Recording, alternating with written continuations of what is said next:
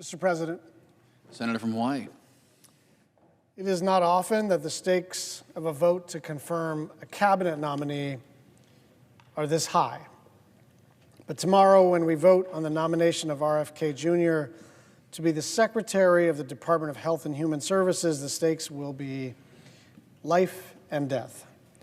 Mr. Kennedy, in his words, but more importantly in his actions, has proven over and over again that he is a unique danger to society. But he's on the edge of becoming the country's top health leader with the power to unleash bygone diseases and undermine trust in science for generations to come. For the first time ever, we will have a health secretary who has actively helped to cause outbreaks instead of to contain them. We'll have someone in charge of medical research who's taken every opportunity to undermine science instead of promoting it. We'll have someone who's never come across a crazy idea that he didn't like, whether it's that antidepressants are the cause of mass shootings or chemicals in the water are turning children gay. This is the Secretary of the Health and Human Services Department. Those two things right there should be immediately disqualifying. This should be 100-0. This guy used to be a Democrat. This guy was pro-choice. This guy was for clean energy. This shouldn't be a partisan issue except to say, for HHS, you need somebody who has devoted their life and hopefully has some expertise in the area of public health. And it's not just that we didn't get someone who has expertise in public health. We have someone who has caused disease and death. And I say those words with precision. I understand that both sides of the aisle are prone to exaggerating their case and being apocalyptic when we describe a pending vote. I've been here for a while, and everything is always the most important vote that we will ever cast. And I don't know if this is the most important vote we'll ever cast. I do think, gosh, I hope I'm wrong. I really do hope I'm wrong. But I do think this is likely the cabinet secretary vote that is likely to age the most poorly, because this person has the potential to actually cause diseases like rubella, like mumps, like measles, like polio, that have been gone for many generations, because we have a vaccine regime. And I want to tell you what he did in Samoa. In 2019, he flew to Samoa to discourage people from taking the measles vaccine. And the reason was that he wanted to run a, quote, natural experiment to see how people would fare against the disease without protections. Now, some of you may know this. My father was the first whistleblower against the Tuskegee experiments, in which the United States Public Health Service did a similar thing. They knew that penicillin cured syphilis, and they knew that for the most part, untreated syphilis caused death. But the U.S. Public Health Service decided to divide a cohort of African American men into two parts. One would receive the medicine and be safe and be cured, and another cohort would receive a placebo and not get the life-saving cure for syphilis. And why did they do that? To, quote, observe the disease process. To observe the disease process. So when you investigate whether or not a medicine works, there's a whole process to it, right? The FDA, double-blind studies, all the rest of it. But the basic idea is you're trying to get to some level of reliability and statistical significance so that you can project out into the population what's going to work and what's not.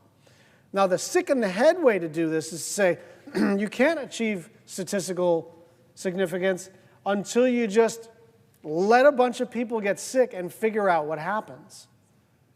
The United States Congress, led by someone with whom I served for a couple of years, Tom Harkin, when they found out about the Tuskegee experiments, made a law against the U.S. Public Health Service ever doing that again because it's immoral. It's bad science, sure. But more than that, it treated these African American men as if they were worth experimenting on, as if this category of human beings in the United States were expendable for scientific research purposes, and that's exactly what happened in Samoa. That is exactly what happened in Samoa. 6,000 people got the measles. 83 people died. 79 of them were kids. It is so chilling to contemplate the idea that someone as recognizable as a Kennedy would fly across an ocean to a small developing country and basically tell everybody, be afraid of this life-saving medicine. And it's not like he did that once and said, I'm sorry, I misunderstood, or I'm being misunderstood. This dude actually sells onesies on his website saying, I think it's like unvaxxed and unafraid, for a little baby. This guy has views that are out of the mainstream of, I would guess, 99 out of 100 United States senators. And I do understand the pressure that some of my colleagues are facing. They're being told, if you vote against one Trump nominee, you will be primaried.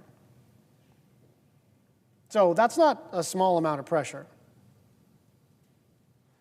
But this one, I just promise you, it's not going to age well.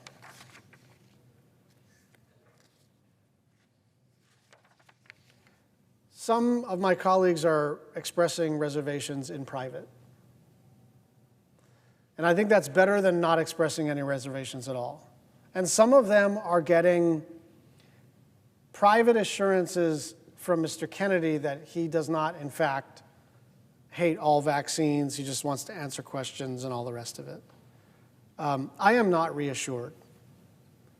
I think this person has demonstrated over a pretty long career that he says whatever is convenient in the moment, right? This is like an unreconstructed, he's Kennedy. He was running for president in the Democratic primary, and now he's a Trump guy like 10 months later. What does that mean? It means he's got no core values, right? Like there's just no way to go from over here to over here politically in such a short period of time, except that he was offered something, and he was offered this job. And why does he want this job? Because he's got a very specific view about public health. And I just want to make one other point. The problem of our food system, right? The problem of the extent to which we subsidize ultra-processed foods that are coming from commodities that are subsidized in the Farm Bill and causing people to get increasingly diabetic and all the related health problems that happen related to that. Like, that's a really legitimate place to do some good bipartisan work. And I would love to do that. It's also not what the HHS Secretary does. It's what the United States Department of Agriculture does for the most part. And it's what the Congress does. The problem is the Farm Bill. The problem is you get what you subsidize. And we are subsidizing all the corn products and all the soy products and all the sugar products that go into the lab-tested, extra delicious, extra bad for you, extra addictive stuff that is making us all, even though we're the wealthiest country in human history, a very unhealthy country. And so if that's all this guy were working on, you could count me in.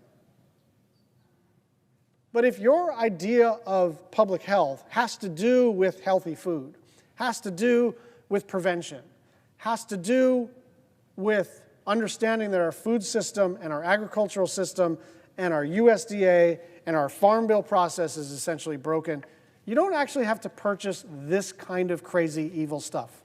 You just don't. You don't have to do it. There's lots of good people on the food system side you can work with, work for, cheer on, organize with. But this man is going around, he's not talking about the COVID vaccine. He's not talking about whether or not it's appropriate to require masks in public, where Democrats and Republicans are like still arguing about stuff like that.